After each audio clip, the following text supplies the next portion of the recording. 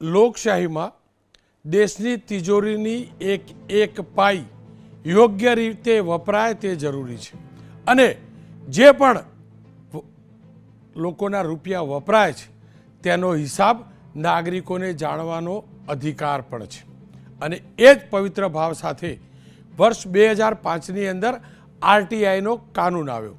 એનો મતલબ right two information. જે પણ ચાલી રહ્યું છે તેની જાણકારી નાગરિકને મળી શકે તે માટે આ કાનૂન આવ્યો.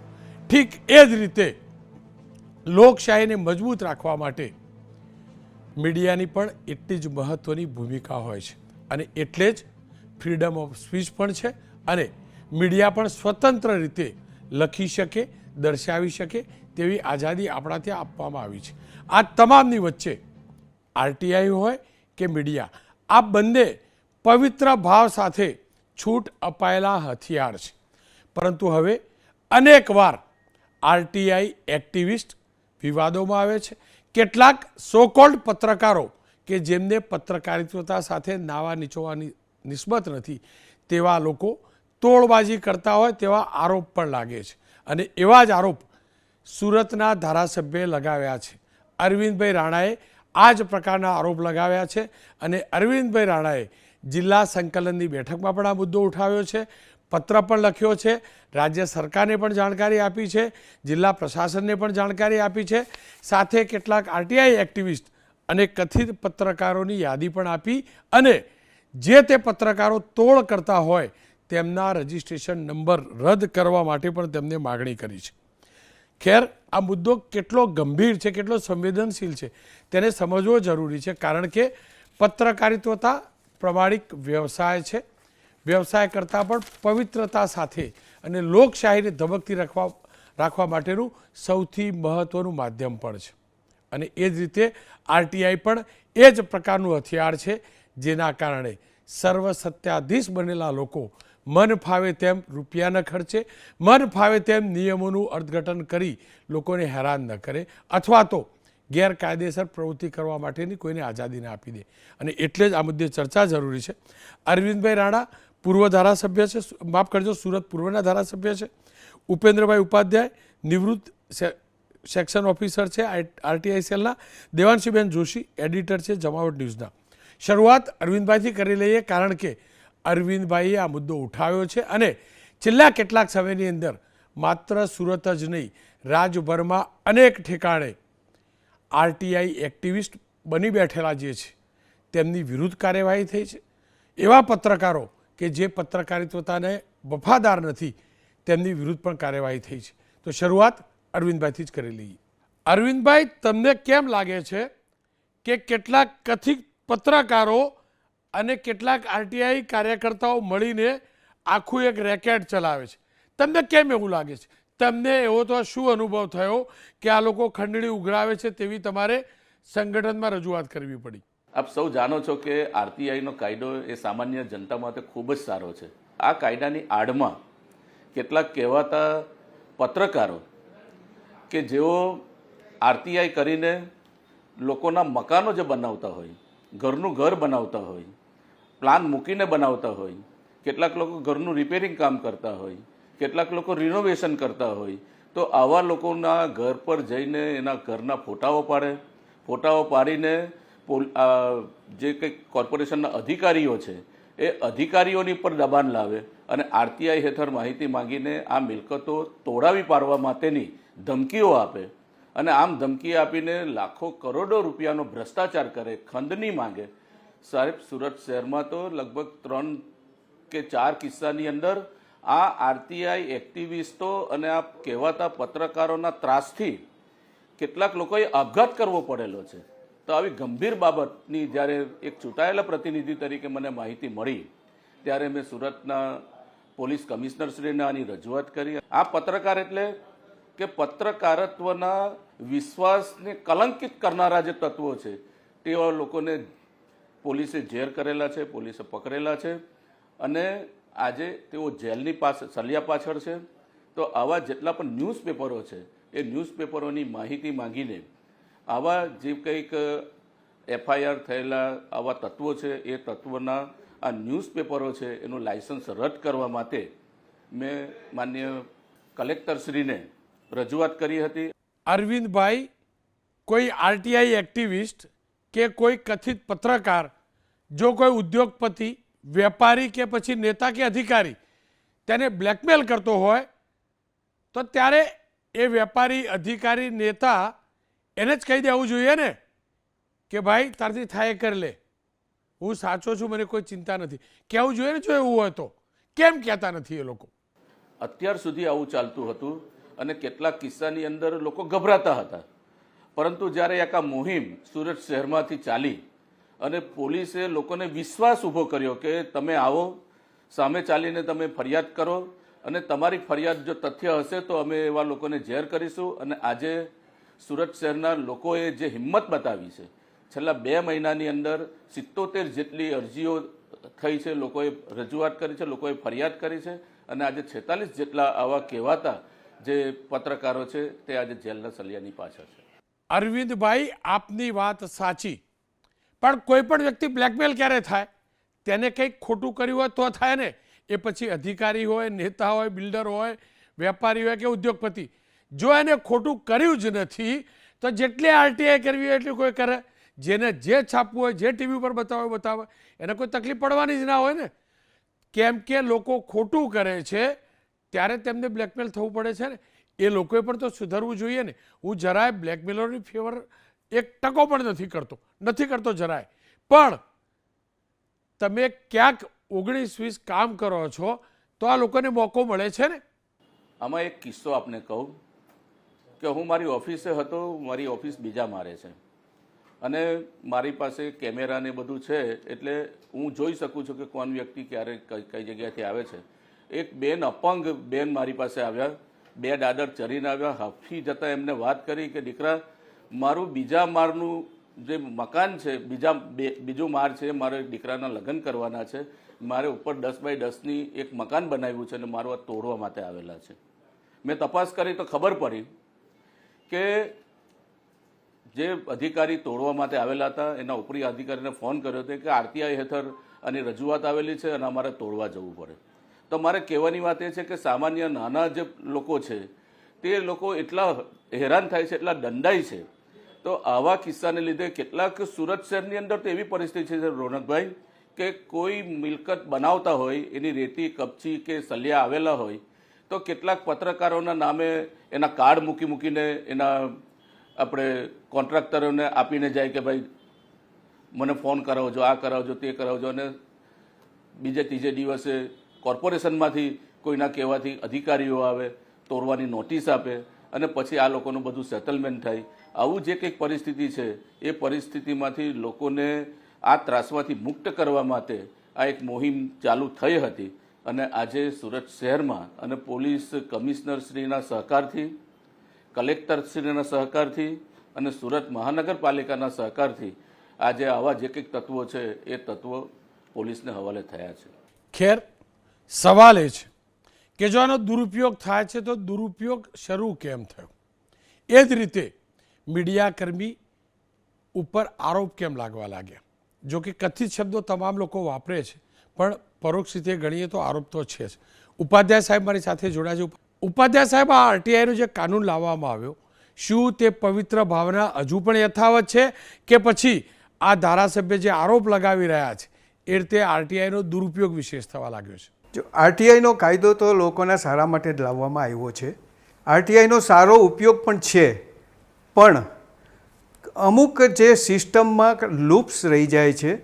અધિકારીઓ જે છે એ અધિકારીઓ એમના જે કામને કારણે એમને અમુક સમયે એમની સિસ્ટમમાં થોડીક છૂટછાટ મૂકી અને અમુક કામ કરવા પડતા હોય છે. એવા સમયે આરટીઆઈની અરજી જે છે એ એમને જે છે એ નડતા હોય છે અને એ લોકોને એમાં પ્રશ્નો ઊભા ના થાય એટલા માટે જ્યારે આવી કોઈ બાબતમાં આરટીઆઈ આવે તો એવા સંજોગોમાં એ જે છે એ થોડોક પણ સરેન્ડર થઈ અને જો કોઈ સમાધાન રસ્તો નીકળતો હોય તો એ કાઢવા માટે અને પોતાની સર્વિસના ઓલા ઉપર પ્રોબ્લેમ ના આવે એવો પ્રયત્ન કરી અને એ છૂટવા માગતો હોય છે. એટલા કારણે આ જે બ્લેકમેલરો જે છે એ એક્ટિવ થયા છે અને એના કારણે એ લોકો ફાવે છે. પણ આરટીઆઈનો સારામાં સારો ઉપયોગ તમને જો હું કહું તો રોનકભાઈ,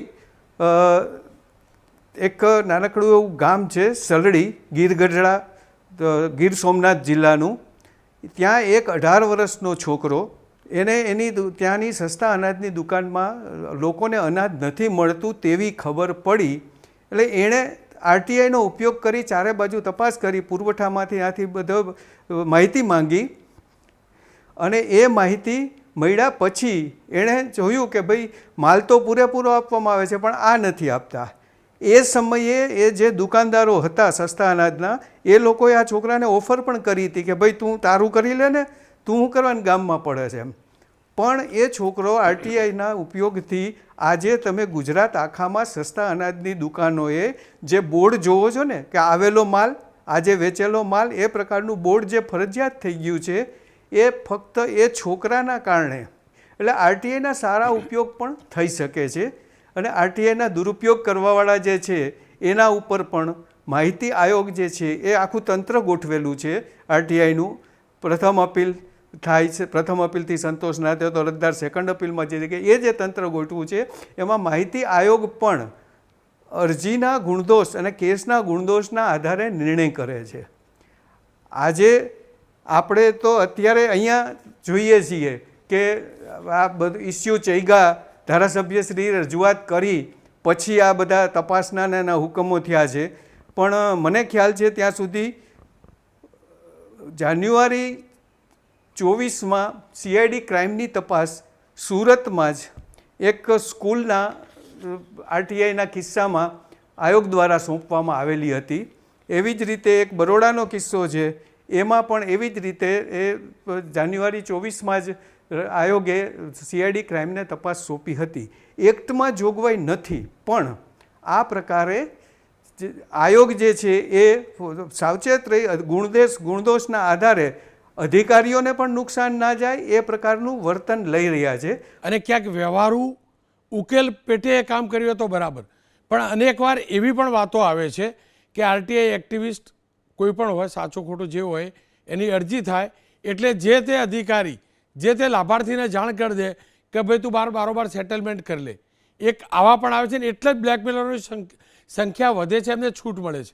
અને બીજી એ વાત પણ સાચી છે કે જેન્યુન અરજી હોય ને તો પણ અનેક ઠાગાઠૈયા કરી અરજદારોને હેરાન કરવામાં આવે છે, લટકાવવામાં આવે છે. આ પણ તો હકીકત છે ને.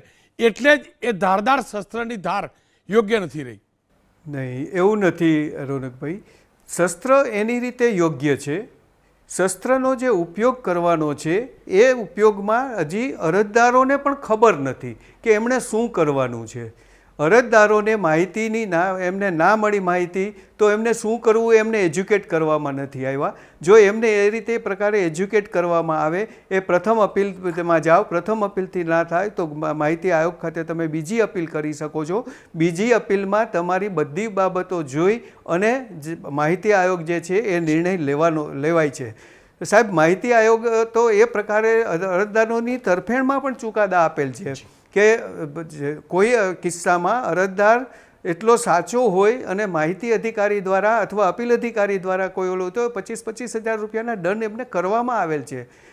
જાહેર માહિતી અધિકારીને તો દંડ થાય, પણ ગુજરાત માહિતી આયોગે ગયા વર્ષે અપીલ અધિકારીની પણ જો ફોલ્ટ હતો તો અપીલ અધિકારીને પણ 25,000નો દંડ કરવામાં આવે છે. અપીલ અધિકારીને નિયમ એક્ટની જોગવાઈ મુજબ દંડ નથી થઈ શકતો, છતાં એને પણ વીઆઈઓ ગણી અને એને પણ દંડ કરવામાં આવેલ છે. એટલે જેન્યુન અરજદારોએ તો કોઈ પણ પ્રકારની એવા મુશ્કેલી કે ઓલું અનુભવ્યા વગર એમણે સીધું ફક્ત જે જાણ એમની જ્ઞાન મેળવવાનું છે કે આ એક્ટનો મારે ઉપયોગ કઈ રીતે કરવાનો છે. અને જે લોકો એક્ટિવિસ્ટો છે એ લોકોનું કામ આ પ્રકારે જે અરજદારોને એક્ટ વિશેની ખબર નથી એમને એના માટે જ્ઞાન આપવાનું અને એમને રાહબરી દર્શાવવાની છે. એની સામે અત્યારે એક્ટિવિસ્ટો તો અરજી કરીને રોકડી કરતા થઈ ગયા છે. એ વાત સાથે હું સહમત છું. એક્ટિવિસ્ટો નથી, એક્ટિવિસ્ટો પોતાની રોજગારી એમાંથી મેળવે છે. જે સાચા એક્ટિવિસ્ટો છે એ લોકો તો ખરેખર સારું કામ કરી રહ્યા છે. ઉપાધ્યાય સાહેબ, આપનો ખૂબ ખૂબ આભાર. દેવાંશીબેન મારી સાથે જોડાય. દેવાંશીબેન, હવે તો સમસ્યા એ થઈ ગઈ, આરટીઆઈ એક્ટિવિસ્ટની સાથે સાથે પત્રકારોનું નામ પણ જોડાઈ ગયું. જો કે કથિત પત્રકાર બહુ સરસ મજાનો શબ્દ છે એ વાપરવામાં આવે છે. તમને શું લાગે છે આ લીલા ભેગું સૂકું બાળવા માટેનો આ ખેલ છે આખો, કે પછી ખરેખર આપણે પણ અરીસામાં જોવાની તો જરૂર છે જ, આપણે પણ આપણા ગૌમાં આવેલા કાંકરા દૂર કરવા જરૂરી છે? એટલે મને એવું લાગે છે ઘઉંના કાંકરા દૂર કરવા એટલે બહુ જરૂરી છે, કેમ કે પત્રકારત્વ તો એટલીસ્ટ એવો વ્યવસાય ન થવો જોઈએ જે એવું કે આખી દુનિયા ખરાબ છે તો થોડા અમારામાં ખરાબ હોય તો શું થઈ ગયું. આપણે જે કહીએ છીએ ને કે દુર્જનોની દુર્જનતા કરતાં સજ્જનોનું મૌન વધારે ઘાતક હોય છે, તો પત્રકારત્વમાં પણ સમસ્યાઓ છે. એ સમસ્યાઓ એટલે વધી રહી છે કેમ કે આપણા વાળા એમ કરીને જો પત્રકાર પણ એ ભેદ સાથે બોલવાનું બંધ કરી દે તો આ પ્રશ્ન આવશે. પણ જે આરટીઆઈ અને જર્નલિઝમ એ બંનેને સાથે સાંકળીને રજૂઆતો કરવામાં આવી, એમાં હું માનું છું કે રાઇટ ટુ ઇન્ફોર્મેશન છે એ એવો અધિકાર મળ્યો જનતાને કે જેનાથી એ પ્રશ્ન પૂછી શકવા માટે સક્ષમ થયા. એમણે કહ્યું, એટલે જો અમદાવાદમાં ખબર જ ન પડી હોત, આરટીઆઈ જ ન થઈ હોત તો આપણને કેવી રીતે ખબર પડતી કે આટલા કરોડ રૂપિયા ખર્ચીને કોર્પોરેટર અને અધિકારીઓ કાશ્મીરનો પ્રવાસ કરીને આવે છે.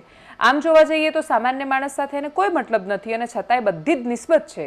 એટલે પત્રકારત્વ કે પછી એક્ટિવિઝમ એ બધામાં હજુ એ નિસ્બતવાળા માણસો બહુ જ છે. પણ જેમ પોલિટિકલ પાર્ટીનો ખેસ એ કશું પણ ખોટું કામ કરવા માટેનું લાયસન્સ બની રહ્યો છે, એ રીતે નાના ગામથી લઈને મોટા શહેરો સુધી પત્રકારત્વમાં હોવું કે પછી મીડિયાનું કાર્ડ હોવું, એ ટ્રાફિકમાં પેલો કોન્સ્ટેબલ રોકેથી માંડીને કોઈ અધિકારી તમને કશું કહે છેથી માંડીને નેતાઓ સુધી પહોંચવાનું એક્સેસ કાર્ડ, ટ્રાફિકમાં હેલ્મેટ ન પહેરવાનું એક્સેસ કાર્ડ અને રૂઆબ જાળવાનું કાર્ડ ન બની જાય એ સાચવવાની બહુ જવાબદારી છે, કેમ કે એ બની રહ્યું છે. પોલિટિક્સ જેટલી ખરાબ હાલત નથી, બ્યુરોક્રેસી જેટલી ખરાબ હાલત નથી, પણ એ દિશામાં તો છીએ જ. અને એટલે જો આપણને એ ટકોર મળી રહી છે તો મને એવું લાગે છે કે એને બહુ જ પોઝિટિવલી લેવી જોઈએ, કેમ કે બ્લેકમેલિંગ તો થઈ રહ્યું છે. અત્યારે તો કેવું છે કે બહારથી કોઈક બોલી રહ્યું છે, બહારથી કોઈક પ્રશ્ન કરી રહ્યું છે, બહારથી કોઈક લખીને માહિતી માંગી રહ્યું છે અને એ માહિતી એનો હક છે. એ બહુ જ સામાન્ય માહિતી માંગે છે કે ગામમાં રાશનની દુકાન કેમ બંધ છે, મારા હિસ્સાનું આવેલું રાશન કોણ ખાઈ ગયું છે, મારા હિસ્સાની સડક કોણ ખાઈ ગયું, મારા હિસ્સાનું પાણી કોણ ખાઈ ગયું, મારા હિસ્સાનું બાકીનું જે મને અધિકારો મળવા જોઈતા હતા એ ક્યાં ગાયબ થઈ ગયા, નદીઓનું પાણી પ્રદૂષિત કેમ થઈ ગયું, ફેક્ટરીએ કેમ પોતાની ડાયરેક્ટ કોઈ પ્રોસેસ કર્યા વગર, કોઈ ટ્રીટમેન્ટ કર્યા વગર પાણી છોડી દીધું. આવા બધા પ્રશ્નો પૂછાઈ રહ્યા છે આરટીઆઈમાં. અને મોટા ભાગે તમે જ્યારે એનું એનાલિસિસ કરો છો ત્યારે એ ખૂબ જનહિતના પ્રશ્નો છે. એટલે અધિકાર, એ અવાજ મળ્યો સામાન્ય માણસને પ્રશ્ન પૂછવાનો. અને હક વગરનું જીવન કેવું હોય? એટલે હક મળે એનાથી જીવન ખૂબ બહેતર થવું જોઈએ. પણ પછી સાવ બુઠ્ઠું થયેલું હથિયાર ને ગોપનીયતાના નામ પર એક બાજુ કોઈ માહિતી નહીં આપવાની, જે પ્રશ્નો પૂછે એને એ રીતે ટાર્ગેટ કરી દેવાના કે ભાઈ આ લોકો કશુંક લેવા માટે જ પ્રશ્ન કરે છે. આવું બન્યું શું કામ વાતાવરણ? કોઈ જર્નલિસ્ટ પણ કોઈ જ્યારે ઇન્વેસ્ટિગેટિવ જર્નલિઝમ કરે છે કે કોઈ સ્ટોરી ચલાવે છે તો એને શંકાની નજરે સમાજ એટલે જુએ છે કેમ કે સમાજ પોતાને પણ એટલો કરપ્ટ માને છે. એ એવું માને છે કે હું કરપ્ટ મતલબ આ કરપ્ટ જ હશે. પત્રકારનું તો કામ છે કે સમાજ ગમે તે દિશામાં જતો હોય એ ત્યાં વચ્ચે બાંધ બનીને ઊભો રહેશે ને એને રોકશે કે ભલે તમે કોઈ પણ દિશામાં જાઓ છો, અમે તમને ત્યાં નહીં જવા દઈએ. હવે જેણે રોકવાનું છે એ દિશામાં જઈ રહ્યો છે તો આપણે એને ના તો નહીં પાડી શકીએ કે કાંકરા તો છે જ. એક કાંકરા કોઈ આપણને બતાવે ને આપણે એવું કહી દઈશું કે ના ભાઈ તમે તમારું જુઓ, અમારે ત્યાં તો બધા સારા છે, તો એમાં નુકસાન મને એવું લાગે છે કે જર્નલિઝમનું થશે, એવા નાના ગામમાં રહીને અદ્ભુત કામ કરતા પત્રકારોનું થશે કે એમની પાસે તો કોઈ કારણ નથી જર્નલિઝમ કરવાનું, એટલા પૈસા નથી કમાઈ રહ્યા, એમની પાસે એટલી બધી લાલચો છે. અમદાવાદમાં તો પગાર પણ સારા હોય છે, ત્યાં તો સ્ટોરી કરવાના 500 રૂપિયા માંડ મળતા હોય છે, એનામાંથી એનું પેટ્રોલ નીકળતું હોય છે ને તોય એ કોમ્પ્રોમાઇઝ નથી કરતા. તો એ એવું કહે છે કે હું મારા ગામનું કે પછી શહેરનું ખરાબ નહીં થવા દઉં. એવા બહુ જ જૂજ બચ્યા છે, પણ એ બચેલી પ્રજાતિ આપણે આમ વિનાશ થવાના આરે છે, લુપ્ત થવાને આરે છે. એને જો બચાવી હશે તો મને એવું લાગે છે કે ક્રિટિસિઝમને બહુ જ પોઝિટિવલી સ્વીકારીને એ વાત માનવી પડશે કે ખરાબી આવી છે ને સડો દૂર કરીશું, ઓપરેશન કરીશું તો જ કદાચ આ શરીર ચાલી શકવાનું છે. બિલકુલ દેવાંશીબેન, આપણે અત્યાર સુધી આ નેતાઓને આયનો બતાવતા રહ્યા. પહેલી વાર કોઈ નેતાએ આપણને આયનો બતાવ્યો છે અને હકીકત છે આયનાની અંદર જ્યારે આપણો ચહેરો ધૂંધળો દેખાય ને એટલે આયના ઉપર રૂમાલ ન ફેરવવાનો હોય, આપણે આપણું મોઢું સાફ કરવું જોઈએ. અને કદાચ એ જ સ્થિતિ આરટીઆઈ અને જર્નાલિઝમ એટલે કે પત્રકારિત્વતા બંનેમાં છે. બંનેમાં દૂષણ ચોક્કસથી પ્રવેશી ચૂકેલું છે અને દૂષણને દૂર કરવું એ પવિત્ર ભાવથી આરટીઆઈ જે એક્ટિવિસ્ટ છે એમની પણ ફરજ છે અને આ પવિત્ર ધર્મ, પવિત્ર ફરજ, પવિત્ર વ્યવસાય સમજીને જે પત્રકારિત્વતા કરી રહ્યા છે તેમની પણ છે કે આપણાની અંદર, આપણા ગૌમાં એક પણ કાંકરો ન આવવો જોઈએ, કારણ કે આપણી ફરજ છે પૌષ્ટિક પીરસવાની અને સમાજમાં પૌષ્ટિકતા ફેલાવવાની. પણ હા, બીજી તરફ એ પણ કહી દઉં, કેટલાક લોકો ખરાબ પત્રકાર છે, કેટલાક ખરાબ આરટીઆઈ એક્ટિવિસ્ટ છે, એવું વિચારીને જો તમે તમામ પત્રકારોની નજરથી જોવા લાગો, તમામ આરટીઆઈ વાળાની રીતે જોવા લાગો, તો એ પણ ઘાતક છે. કારણ કે આ લોકશાહીનો દેશ છે અને લોકશાહીના દેશની અંદર પવિત્ર ભાવે બોલનાર, પવિત્ર ભાવે છાપનાર, પવિત્ર ભાવે આરટીઆઈ કરનારને છૂટ હોવી જોઈએ અને હોવી જોઈએ. કેટલાક છૂટમૂટ આવા લોકોના કારણે જો પવિત્ર ભાવ સાથે આ કામ સાથે જોડાયેલા છે, આ વ્યવસાય સાથે જોડાયેલા છે, આ સેવા સાથે જોડાયેલા છે, એમનો અવાજ બંધ કરવાનો પ્રયાસ થાય તો એ પણ લોકશાહીની હત્યા છે. બંને દિશાઓ છે, સિક્કાની બંને બાજુ છે. આશા રાખીએ સિક્કાની બંને બાજુ ચમકતી રહે.